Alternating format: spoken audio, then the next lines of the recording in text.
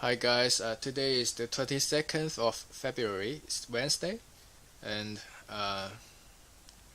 actually I'm quite busy this week, but I still feel I'm obligated to update a new episode because I start this webinar, and I think it's my responsibility to do it well.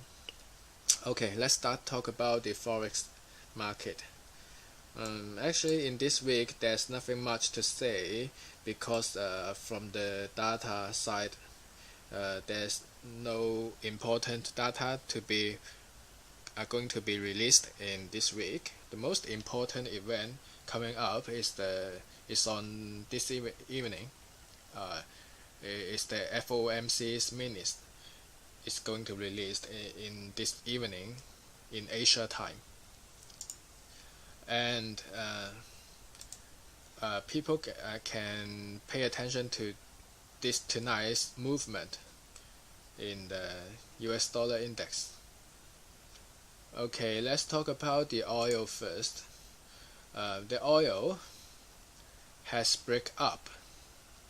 So in my last episode, I have mentioned the probability of the oil to go down this way, but now obviously it's going to the opposite side, so it's a breakthrough. Since these two candlestick is already above the this resistance line, so if you set a stop loss in here, you already leave the market. So, but I personally I don't suggest you to you know to trace this market movement right now, because at this moment the oil price and the Canadian dollars movement is against each other. We know that the oil price and the Canadian dollar has the negative coefficient. When the oil price go down, usually the Canadian dollar will go up simultaneously. But the current situation is then they go up together. That's quite odd. They are moving against each other. So as you can see from the Canadian dollar chart, it is forming a head and shoulder bottom here. This is the two shoulder, this is the bottom, and then it's likely it's going to go up. But the oil price say the other story. So at this moment, I suggest maybe you guys can stay out of these two pairs and watch it first, and then maybe after a few days we can see when we can see a clear situation, then we can decide to go into the market. Alright, let's talk about the US dollar index. In last week's episode, I put a little box here to say that there is a strong resistance level in here, 101.50 in the dollar index, and then I did successfully predicted, because when the price reach here, it goes down straight away. Now when the price go down to here, it's supported by this Bollinger Band midline, also known as the 20 days moving average. So when price goes up, we will expect the dollar index finally go up to this point to form a 100% extension to this level, 102.50. So it's a highly chance that the price will go down a bit tonight, maybe to here, and then go all the way up. So if there's nothing odd happen tonight, maybe the market will follow its original direction, which means it's going up, because when Yellen talked in last week, she said it's not good to delay the rate hike procedure. So her word makes the market thinks that the US dollar will be going strong, or maybe the federal rate will be increased in March. So March is coming here, so it's a good time for US dollar to go up.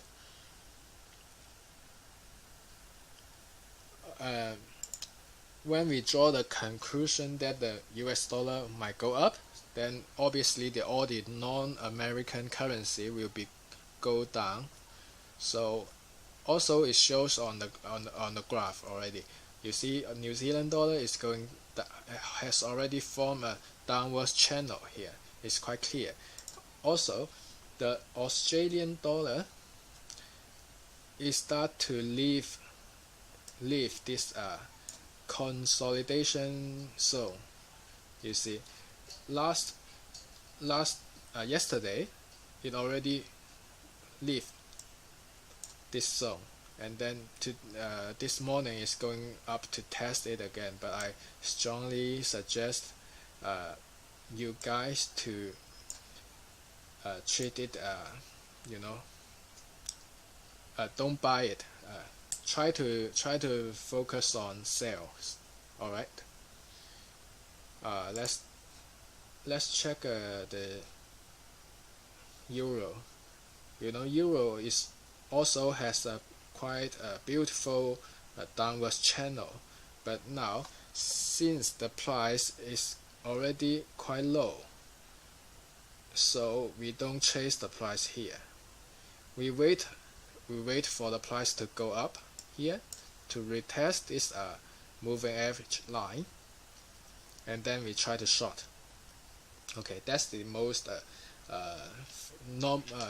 correct way to catch the opportunity when the price already has a quite clear channel.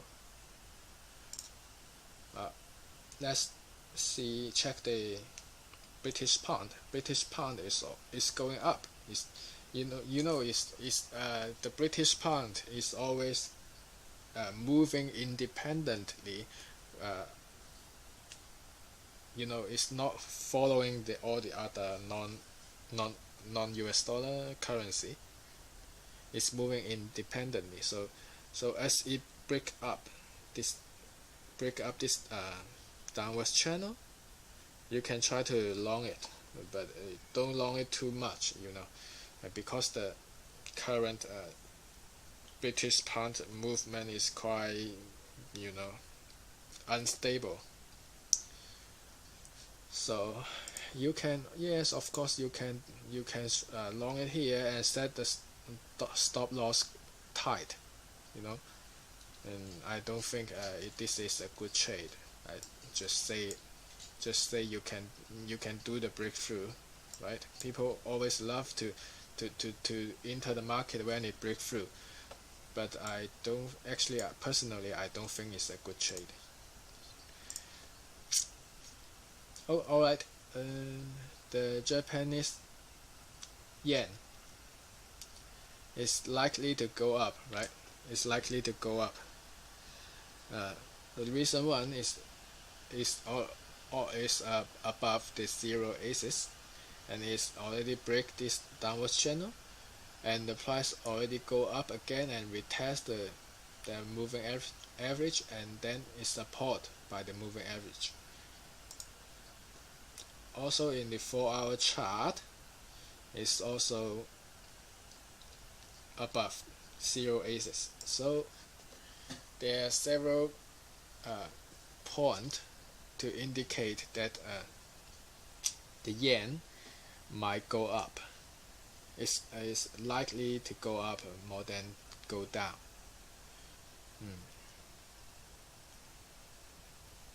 And we already discussed the Canadian dollar.